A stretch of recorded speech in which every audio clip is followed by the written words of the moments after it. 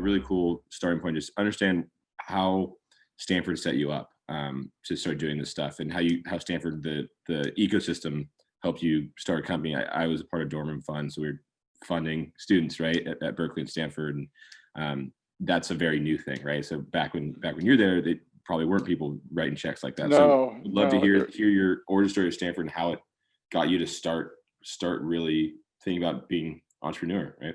In those days, Stanford didn't even have a CS undergrad major. They had a CS department, but you couldn't major in computer science. And that's what, that was what I was most interested in, because I had taken my first computer programming course in high school, and I just fell in love with it. And so I took as many undergraduate courses as they offered, but my major was actually in EE, electrical engineering, because that was the closest thing you could do. I had really been inspired by Steve Jobs. That was my inspiration, and Steve Wozniak. I don't know why. It was just something that I had just got in my head that I was going to start a company, a software company. And so I was actually in the co-terminal program at Stanford. So co-term means you graduate in 5 years with a bachelor's and a master's. So I was undergrad EE, master's computer science, and I was in my fourth year, my senior year. And so there was kind of no rush, but I was starting to think about what's the startup that I'm going to do in a year. And so I was and that's important, because the point is I was kind of open to that frame of mind. I was actively thinking about it.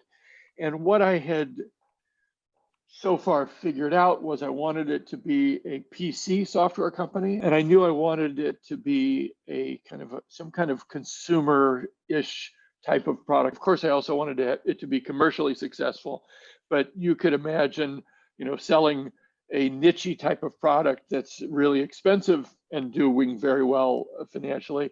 I wasn't interested in that. I wanted a mass market product of some type. So that was the frame of mind I was in, but I hadn't yet figured out what it would be. And then serendipity occurred. In the latter part of winter quarter of my senior year, I was working on a group project in the lobby in front of the engineering library. And this guy comes up to me, taps me on the shoulder. He's got a handful of flyers in his hand, and he says, "Excuse me, I need to put up these flyers for looking for computer programmers. Where would be a good place to post them?" And so I told him where he should do it. And I said, "What? Tell me about that. What are you looking for?" And it turned out the guy was Scott Cook, and he was a few years older than me, but he had been a brand manager out of Procter & Gamble years ago, and was currently working for Bain & Company, which is a big management consulting firm. And his wife had this idea for a personal finance product that would run on PCs. And it would be, and then we started talking about it. Well, tell me about this. And so he described this idea, and it was like instantly to me, it was like, that's the idea. That's what I was looking for. It was a mass market product. It solved a universal problem, which was everybody had to pay bills. Everybody had to do some level of tracking of their finances. And it's just instantly I knew this was the idea that I had my antenna up for. And so that's what I mean. It was a combination of being attuned to this as well as serendipity. And they both happened together at the same time. And and that's something, if you talk to a lot of entrepreneurs, there's always some element of serendipity and luck, and that's an important part of being successful in entrepreneuring, is kind of being open for the luck to occur. But it does occur. It can be it can just be a chance introduction that you get from somebody that you run into who knows somebody that knows somebody, and all of a sudden you get connected with the right person to Yeah. help fund your So company or to co-found your company or something. starting a company is a huge jump, right? It's a huge risk. So it's tough to just say, oh, I'm going to wait for serendipity and luck, right? Because you want to grab it by Yeah. the horns a little Well, bit. So how do you stay open though? How do you get that well, I mindset think to I stay think open? you know, having a good network is really valuable, right? So when you're in college, that's your best opportunity to build a network, right? So take advantage of that. Get to know the people in your class. Be social. You don't have to be a partier, but develop a network of friends and be a good friend, and then stay in touch with the people over Yep. time. It's not that hard to do to stay in touch. It does require effort, and it doesn't have to be the sort of thing that you're sending emails every other day or anything like that, but just stay in touch with people, because you never know, that guy down the hall who's a total pothead during freshman Yep. year might end up being the CEO of a really important company. Even prior to COVID, people have been pushing online college, or don't do college, go do a boot camp and learn a skill and then go to the workforce, right? There's pros and cons to both. And I think especially depending on major or where you go or what networks you get into, maybe just going to learn how to code is the right way, or doing a trade, right? What is your, I mean, Stanford Well, obviously I'll is tell an you, amazing school. What's your thought about that? well, I'll tell you, everybody has their own path, but I'll tell you that the problem is, um, there's such value when you're starting a company to hiring rock stars, and rock stars don't come out of computing boot camps. You can get journeyman people who kind of understand how to compile and what the syntax is and stuff like that, but that's not what you want to build your company on. You want to build your company on stars, and stars are the guys that are, at least in today's world, maybe that will change in the next years as kind of our everything is evolving, but today rock stars are going to college. They're going to top colleges. They're not going to the local junior college. They're going to the, I mean, there are of course exceptions, Yep.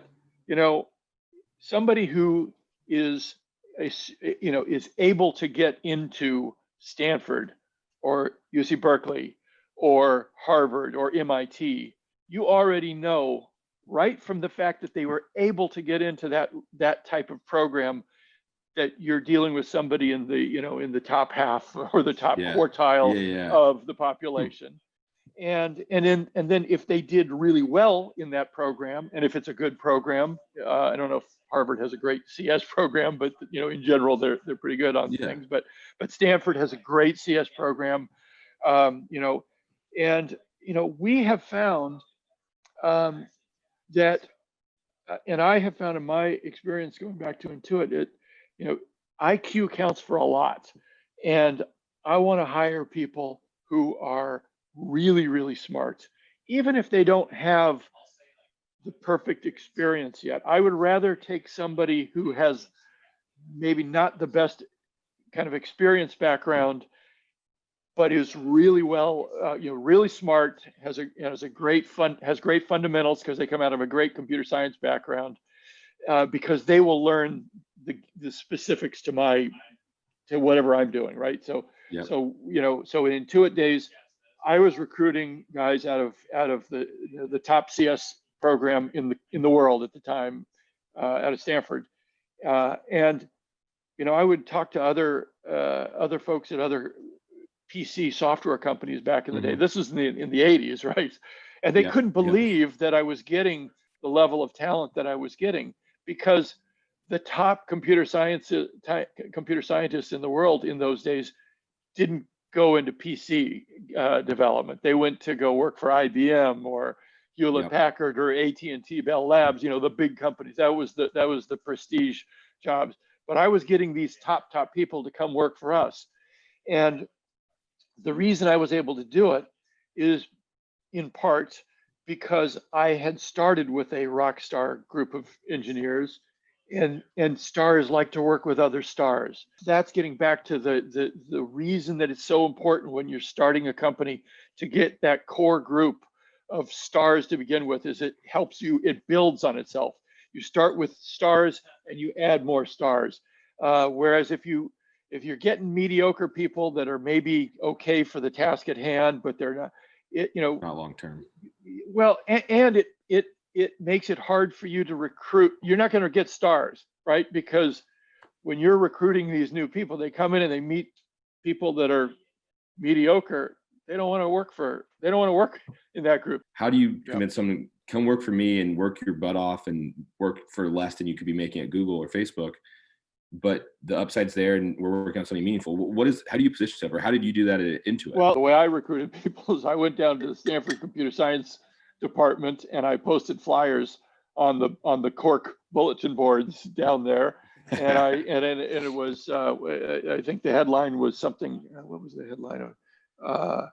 I don't remember, but basically I got startup. Right, I put startup in big bold letters. Because that was the draw. So it's a certain type of person that you're going to get that's even open to joining a startup, right? There are certain people who are so risk averse and who just want the stable paycheck and they want to go work for a big company. And for those people, you're not going to get those people, but that's okay. And you wouldn't want to get them because they wouldn't be a good fit anyways, even if you could convince them, because they're just kind of constitutionally not right. So you need to find people who it's going to be a self-selected group to begin with. Joining a startup is the most fun thing, it's just fun, right? It's you're working these killer hours with a small team, you're all in this thing together, and you're trying to accomplish just an really amazing thing together, and that is really fun. I find that kids straight out of college are kind of already used to that way of working. They're already used to working their asses off. When I was pulling recruiting out of Stanford, they're already used to working 100 hours a week. So they come into our company and it's just like more of the same. They're already used to working all-nighters.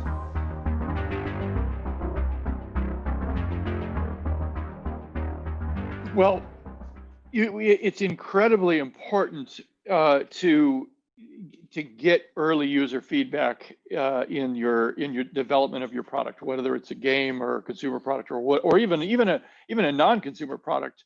You could have a really super technical product for a real niche audience, but it's still got to be usable. You can't have a commercial success if people can't figure out how to use your product. So UX UI is critically important. And in the old days, pre-internet, when I was growing up, in the 80s with Quicken,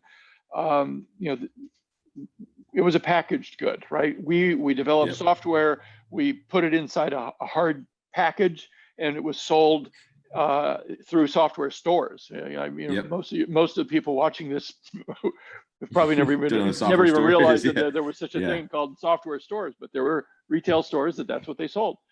And so we had to get it right. You couldn't, today, you still got to get it right, but you don't have to get it right out of the bat, right off the top, because you can make incremental updates. You have got the internet where you can be pushing hot fixes and you can be doing A/B testing in real time in the world with real customers and making improvements as you go. But in those days, that wasn't available to us. And so we did recruit people off the street to come in and test early versions of our product while it was in development. What Intuit did, which was so radically different than any other tech company at the time, was we were applying a consumer products approach to our Procter & Gamble approach, right? To product development, and that was straight out of Procter & Gamble. Procter & Gamble has over 100-year-old company, and they have a formula for success, and that's why they are so successful in every one of their brands, because they apply the same approach, and the approach starts with, before any product development, the first thing that they are looking for is doing a lot of consumer testing and research to understand what is the key benefit in this product category. what, and by key benefit, they mean what is the one improvement that is more important than everything else that consumers are looking for in this product category. And I'll give you an example, a completely non-tech example. Disposable diapers. What would you assume is the key benefit for disposable diapers? Don't have to clean up, right? Yeah, obviously, right? Disposability, toss them. You don't have to wash the cloth diapers anymore. And that's what every other disposable diaper company for 100 years assumed as well. But Procter didn't assume that. They did their research. The key benefit that mothers wanted more than anything else in a disposable diaper was dryness for the baby. That's what they wanted. And Procter was the only company that understood this because they did their homework. And once they knew that, they then could develop a product that was better than all alternatives, not just better than other disposable diapers, but better than the incumbent, which was cloth diapers. And they developed Pampers with the Stay Dry lining. So once you know what your objectives are, then you can do your product development to make sure that you deliver that better than everything else. And then once you have that, then you can do your advertising and your marketing. And your advertising and your marketing is going to be focused on how much better you are in that key benefit area than the alternatives. And if you ever remember back to any Pampers commercial you've ever seen, you've never, ever, ever seen one where you show the mother conveniently tossing the diaper. It's always the liquid, the two babies' butts, and they pour the blue stuff on the one, always, right? So that knowledge of the key benefit is something that we applied in Intuit, and it's so important for really any product that you would be developing. So that's kind of big learning number one, and that leads to why we did the testing. Before we did the usability testing, we did research, and we would get on the phones and we would call people, and we told them we're college students doing a research thing just so that they would talk to us without hanging up on us.